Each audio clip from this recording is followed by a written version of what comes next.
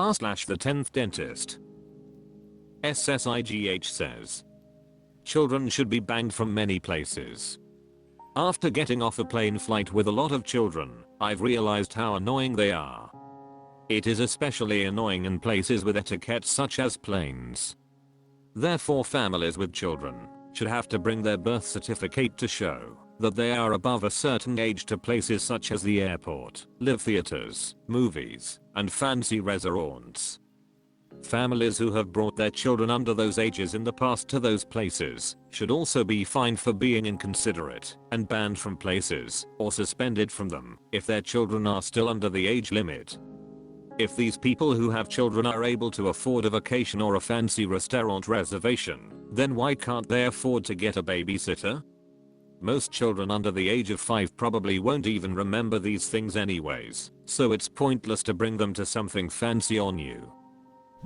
Shida Bang Bang says, while I'm no fan of annoyance, the worst offenders in public lately have been grown-ups, phones playing audio without earbuds, being overly loud on the plane, walking in large clubs, so you can't easily pass them.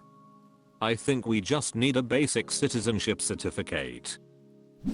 That man Cometh says, phone audio without earbuds should be one warning then trespassed. With a doggy bag, if it was a restaurant. Hey Baji says, I was on a flight once where this lady was just listening to music out loud on her phone and the guy in front of her turned around and said, are you serious right now? She was mad, but she turned that shit off lol.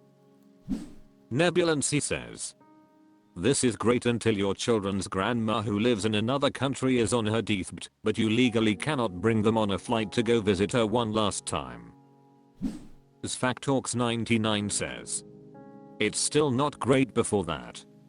It is up to the individual establishment to allow the clientele to be there or not. You should never have one large governing body limit the freedoms of humans in such a way. That man Cometh says, if this was implemented in any form, child-friendly flights would definitely get stapled on. They could even be flights that specifically cater to kids with special drinks, ice cream, kids movies, etc. r/the10thDentist. Narcsternum2 says, dying in your sleep is one of the worst ways to die. I've heard a lot of people say that they wanna die in their sleep instead of having to experience it when they get old, but I totally disagree. Going to sleep and just never waking up. That's I'm terrifying to me, no matter my age. When I die, I want to see it and have time to reflect in my last moments. Not just get it taken away one night. Far Construction 4877 says, it's compared to other ways to die. Yeah, for most PPL dying in general is terrifying and unpreferable, but would you rather die from sickness? Starvation? Getting physically assaulted to death? Shot? Like I feel like sleeping is the best. TBH every day I go to sleep I pray that I won't wake up, that's how good it is. God please put me in a coma. Hamburger says, it literally cannot be terrifying. Unless you're living life terrified every second. You don't know when you're going to die in your sleep, that's the point. John F. King Zoidberg says, this is so dumb. So you would rather bleed out or drown so you could think wow I'm about to die instead of just passing away in your sleep, blissfully unaware that your life came to an end. Obviously not. Brief Objective 3360 says, I'd rather not die. Brizmk says, one of the best ways, because you won't know it happened, just and then. A water hose says, I mean, why would it be scary? I go to sleep. That's all I'm gonna remember. A not very serious man says, I don't necessarily agree that the prospect of dying in your sleep is terrifying. But I do agree that I'd like to be present for and fully experience the process of my own death. I guess I'd put dying in my sleep somewhere above being tortured to death by my worst enemy, who is also taking the time to inform me in great detail about all the ways he is going to remake the world in a form horrifying to me that will usher in 1,000 years of spiritual and intellectual darkness, but somewhere below being conscious and alert, but relatively pain-free up until I actually expire. r/the10thDentist.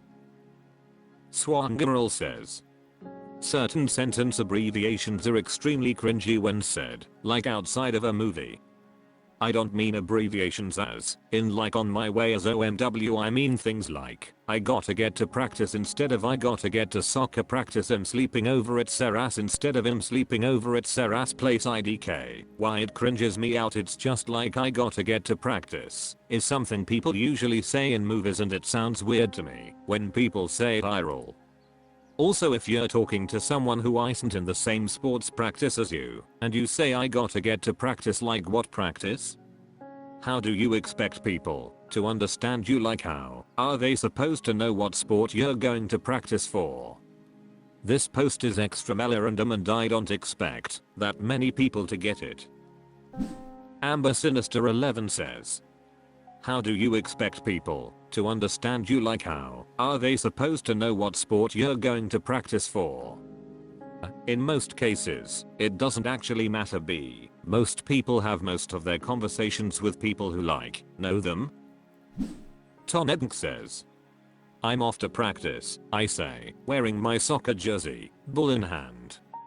What practice? Op asks. Euphorianio says, buddy, what are you talking about? This is just how language works. Slim TZ says, Op is an alien.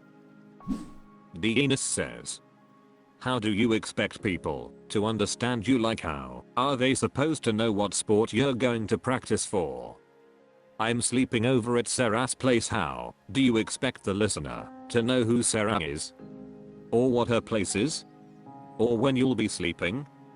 I personally find it so cringe when people say that we have an ability called understanding context. We don't need to explain in detail everything, because often the listener knows these facts, can assume these facts, or doesn't need to know these facts.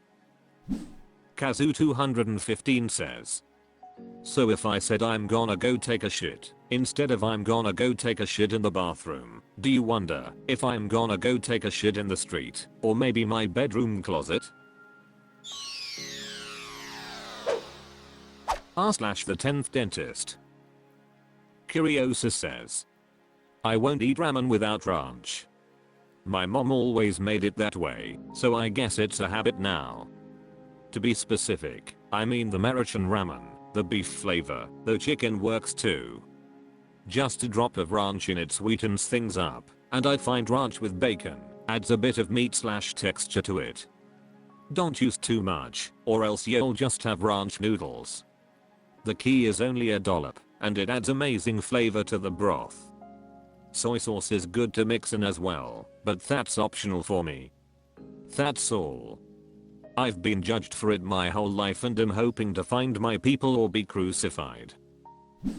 Barkoy says, I'm a college student, so I've heard of weird things being put in ramen. Yours is pretty fricked. No Sympathy 1621 says, I'm about to try that right now. I'll update with results. Edit, yeah, this shit smacks. Good job, Opus.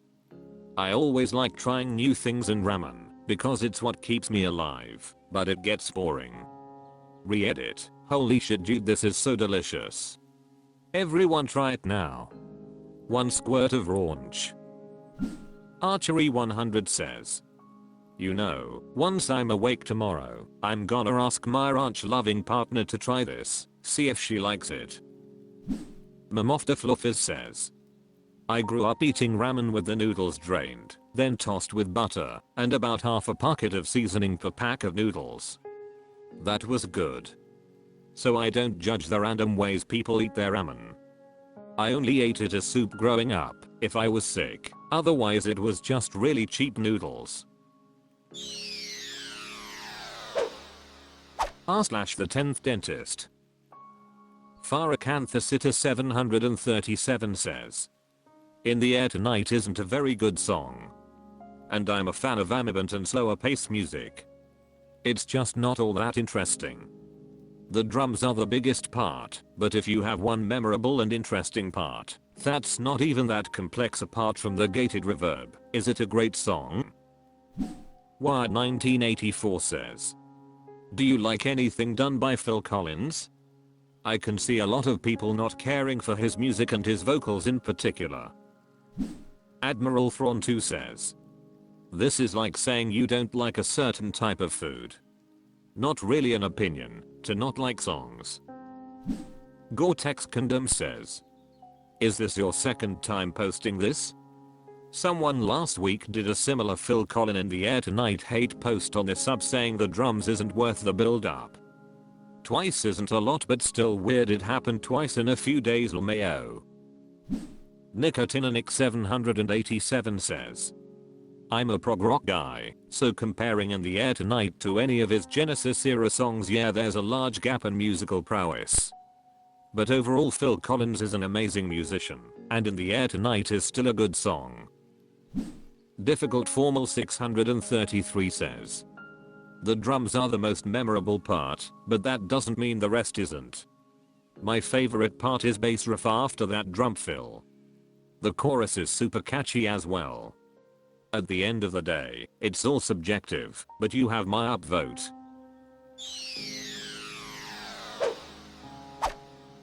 That's all for this video. Thank you for watching. Please subscribe.